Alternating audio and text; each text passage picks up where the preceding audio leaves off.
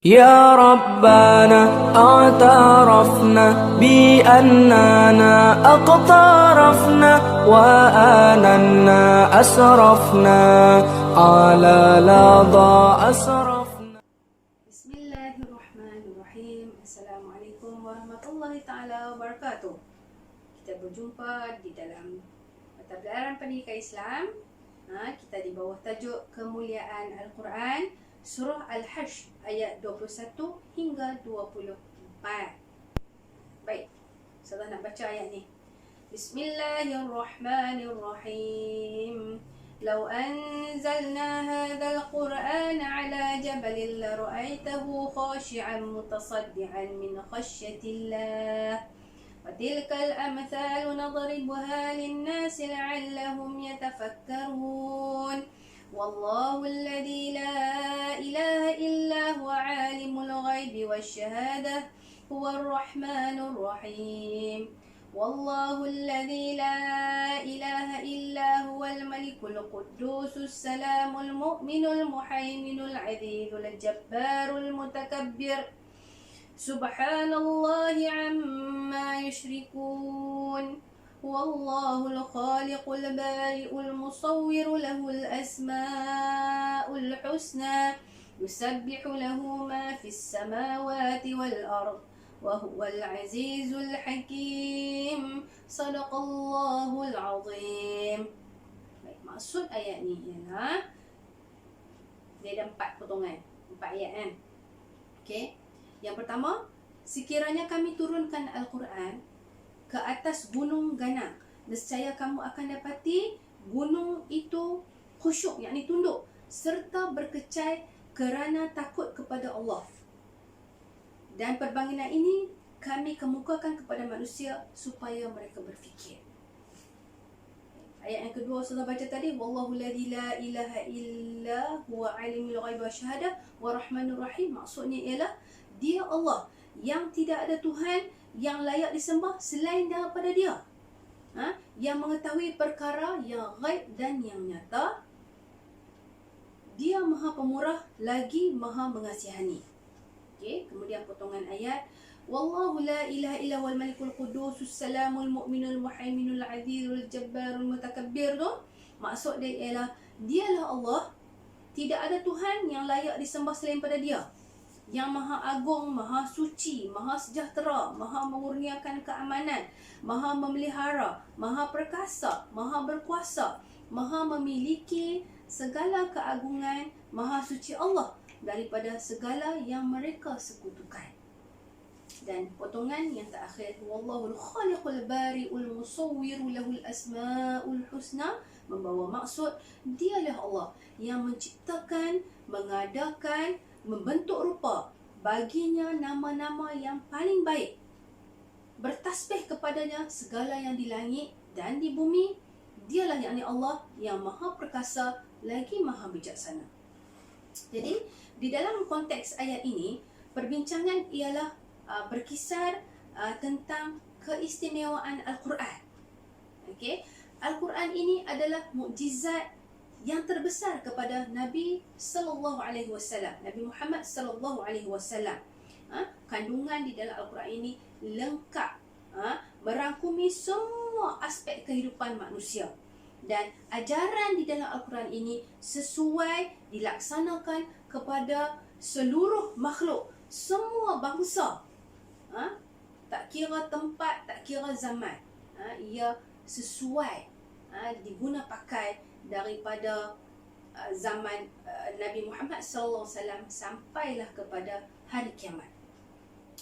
Dan Al-Quran ini keistimewaan dia ialah anak-anak, ia terpelihara daripada sebarang perubahan dan penyelewengan, dan keindahan bahasa dia tidak dapat ditandingi. Dan juga keistimewaan Al-Quran ini ia membimbing manusia untuk kebahagiaan kehidupan di dunia dan juga di akhirat. Dan setiap huruf yang kita baca dikira sebagai ibadat dan diberi pahala. Bukan kalau kita baca Alif Lam Mim 3 saja pahala. Alif 10 pahala, Lam 10 pahala, Mim 10 pahala. Bayangkan kalau anak-anak hari-hari baca 1 hari Waimah satu muka, setengah muka Al-Quran, sudah pasti kita mendapat banyak pahala di sisi Allah Subhanahu Wa Taala. Baik, anak-anak sekalian, tahu dah apa nama lain daripada Al-Quran tu? Apa lagi nama Al-Quran? Okey, selain daripada Al-Quran, nama yang selalu kita orang panggil Al-Kitab. Okey, yang pertama Al-Kitab, kemudian Al-Furqan, Al-Zikr dan juga Al-Bayan. Kalau keluar soalan dia tanya, berikut adalah nama lain bagi Al-Quran. Kecuali, kamu ingatlah nama Al-Quran tu ada 4. Yang tadi saya sebut, saya ulang balik. Al-Kitab, Al-Furqan, Al-Bayan, Al-Zikr. Okay. Baik. Kalau di dalam ayat tadi, kita ada sebutkan juga bahawa semua makhluk di alam ini, termasuk haiwan, tumbuh-tumbuhan, tunduk dan patuh kepada Allah Subhanahu Wa Taala. Macam mana Ustazah kita nak tahu bahawa binatang-binatang tu tunduk kepada Allah Subhanahu Wa Taala, ataupun alam ini bertasbih kepada Allah Subhanahu Wa Taala? Macam mana kita nak tahu? Okey, jadi contoh yang kita boleh bagi adalah alam ini dia mengikut ketetapan dan peraturan yang telah ditentukan oleh Allah Subhanahu Wa Taala. Contoh dia, matahari, bulan beredar di dalam mengikut paksi dia. Itu maksud dia, dia memang ikut perintah Allah Subhanahu Wa Taala. Okey. Bagaimana cara kita menghayati Al-Quran ni? Macam mana kita nak hayati Al-Quran ni? Okey. Kalau tadi kita sebut tentang keistimewaan Al-Quran tu, tahu keistimewaan tetapi kita tidak menghayati Al-Quran itu, tak guna juga. Macam mana kita nak menghayati Al-Quran tu? Yang pertamanya, anak-anak kena istiqamah baca Quran. Yang pertama, cara kita menghayati Al-Quran ni, yang pertama dia adalah kita sentiasa istiqamah baca Al-Quran. Hari-hari baca walaupun sikit. Jangan tinggal Al-Quran tu. Ni habis mengaji Al-Quran sekolah rendah, darjah 1 sampai darjah 6, baca Quran, pergi rumah Tok Guru. Habis tu naik sekolah menengah, habis ke tak sambung dah mengajar Quran. Ataupun ada sebahagian kita dah habis dah mengajar Quran, tak baca dah. Untungnya di sekolah, kebanyakan sekolah lah ni, hari Jumaat buat baca Yasin. Okay, Alhamdulillah. Kurang-kurangnya baca lah juga seminggu sekali.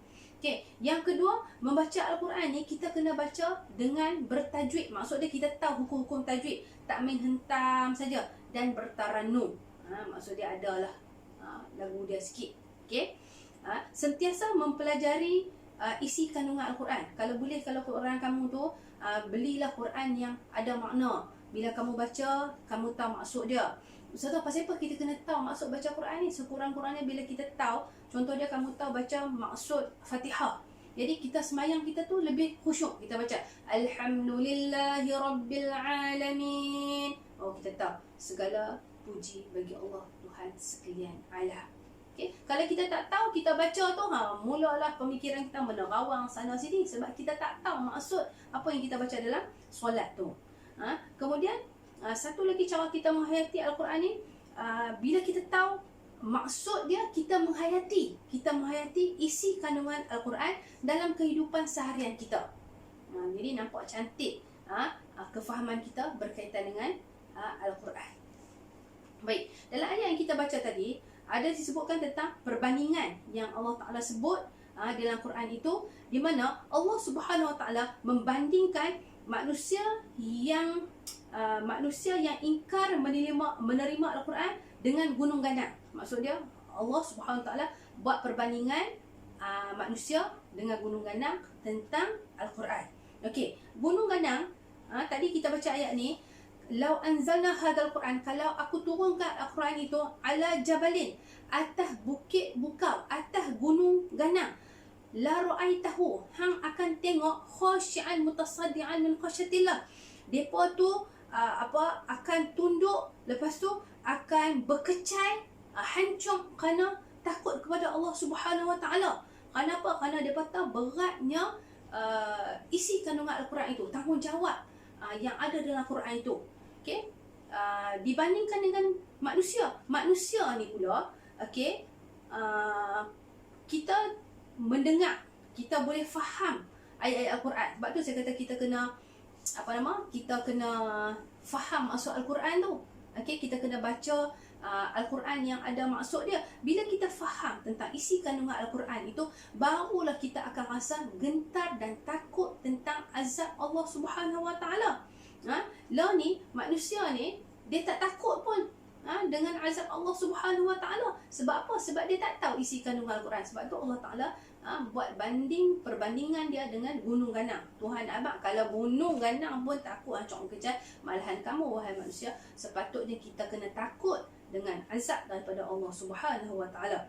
Okey, jadi perbandingan ini sebagai apa? Sebagai peringatan dan ancaman kepada orang kafir dan juga kepada orang-orang yang tidak khusyuk apabila membaca Al-Quran ataupun menghayati Al-Quran itu di dalam kehidupan seharian kita. Okey, jadi anak-anak yang disayangi sekalian, pengajaran daripada ayat yang kita baca ini adalah, yang pertamanya ialah kita hendaklah mengambil pengajaran daripada peringatan yang terdapat di dalam Al-Quran. Yang kedua, gunung ganang yang kuat dan kukuh akan hancur berkecai sekiranya diturunkan Al-Quran ke atasnya kerana takut kepada Allah Subhanahu Wa Taala. Yang ketiga, haiwan dan tumbuh-tumbuhan sentiasa bertasbih kepada Allah Subhanahu Wa Taala, dan Allah memiliki nama-nama yang agung supaya manusia mengambil iktibar daripadanya. Jadi ayat ni sangat bagus. Dan dia merupakan sebahagian pada ayat hafazan bagi kamu untuk peperiksaan SPM. Sekian, wabillahi taufiq wal hidayah. Assalamualaikum warahmatullahi taala wabarakatuh.